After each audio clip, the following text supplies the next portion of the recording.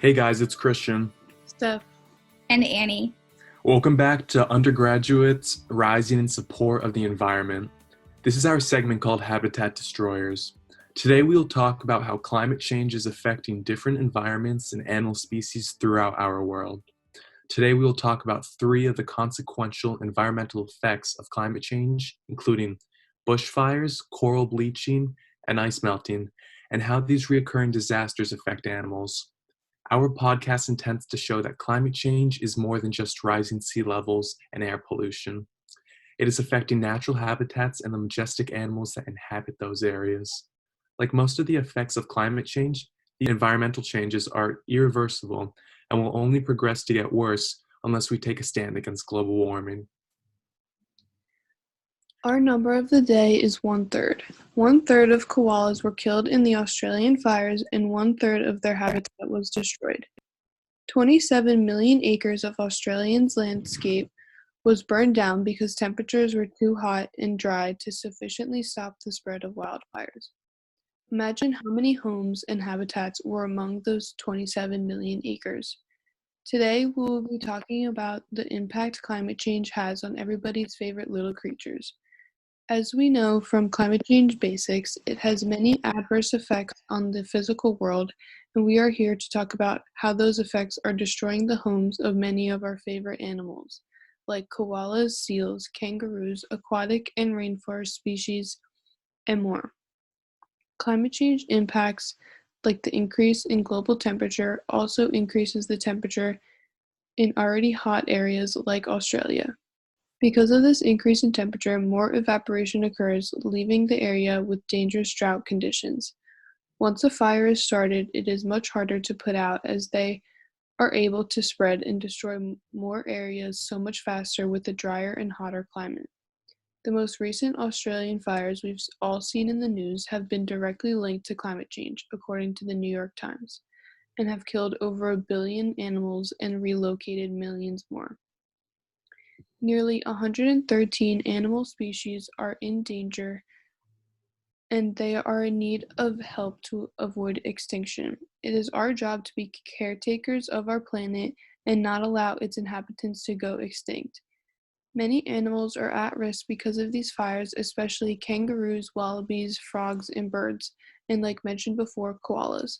We do not want them to be destroyed because of our doing.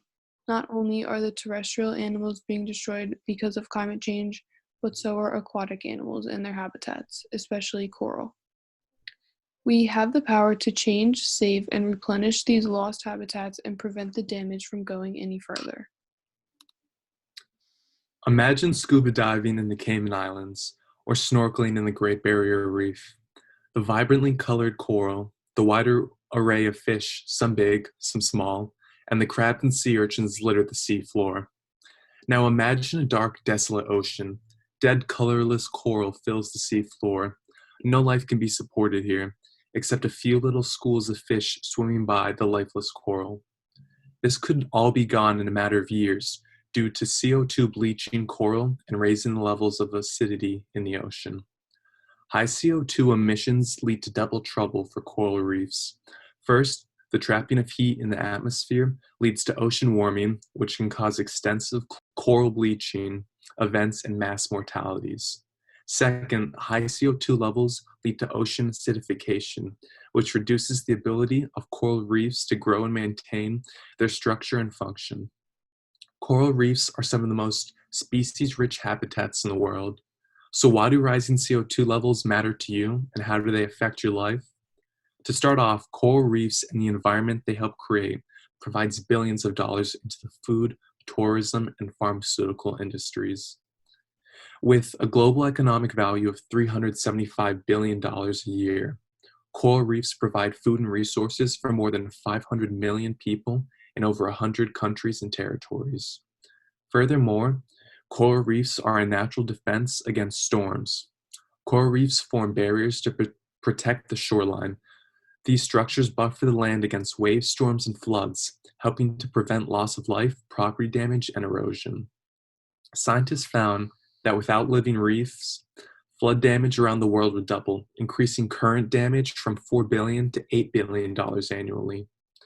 According to IPCC's global warming report, if ocean temperatures rise 1.5 degrees Celsius, coral reefs are projected to decline 70 to 90% more.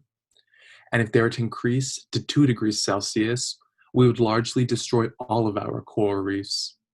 Even though coral reefs occupy less than 1% of the ocean floor, they're home to more than a quarter of all marine species, including crustaceans, reptiles, seaweeds, bacteria, fungi, as well as over 4,000 species of fish. So my question for you is, do you want to have your children grow up in a place without beautiful animal species? If kids are not a concern, do you want to watch numerous economies and industries crumble because you did not want to take a stand against climate change? We talked about koalas and coral reefs, but let's not forget about Arctic sea life. We are currently in the midst of the fastest decline of Arctic sea ice in 1,500 years. In fact, in the past decade, the rate of ice melt in Antarctica tripled compared to 2007, putting us on pace for 6 inches of sea level rise by 2100. According to climate.gov, even if the world follows a low greenhouse gas pathway, global sea level will likely rise at least 12 inches or 0.3 meters above 2000 levels by 2100. Unfortunately, the effects of climate change have already started to set off chain reactions that are endangering more than just the human species, as we've been talking about today. So why are all those numbers I just spewed at you important? Does ice melting really matter? Yes. Besides the fact that rising sea levels are a threat to coastal cities, homes, and populations around the world, there's also a threat to the homes and habitats of Arctic sea life. As warming in the Arctic has continuously progressed, sea ice has changed in both the quantity and quality. Such consequences may be in the form of both reduced fitness of individual animals and altered population parameters. Moreover, this poses a significant threat to ice-obligate species like polar bears, walruses, and seals who depend on this ice to exist both in terms of simply living and for security and safety from predators, including humans, but we'll get to that. There are also concerns for Arctic marine mammals in terms of their food webs and availability.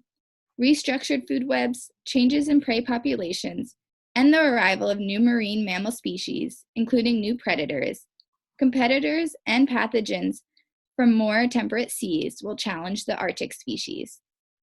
A number of Arctic marine mammals forage near the ice edge, in pack ice, or under the ice, where prey are often concentrated.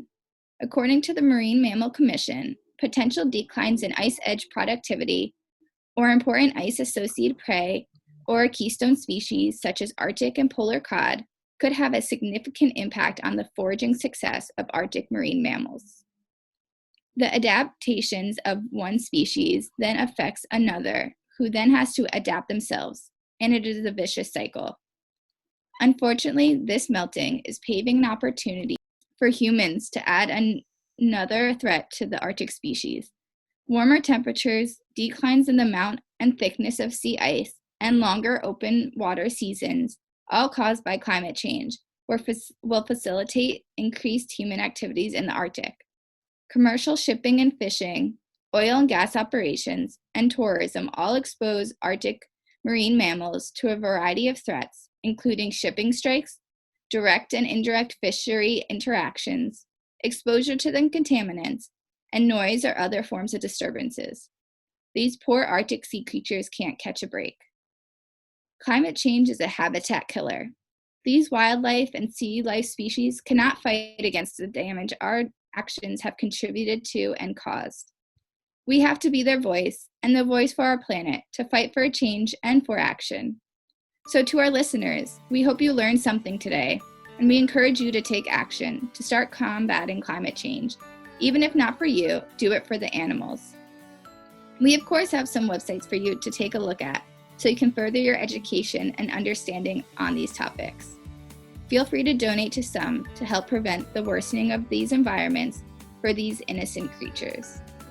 Some of our favorites include oceanconservancy.org, the Marine Mammal Commission at mmc.gov, and the Worldwide Fund for Nature at worldwildlife.org. Thank you for listening. Stay tuned next time for our next climate change episode. Goodbye.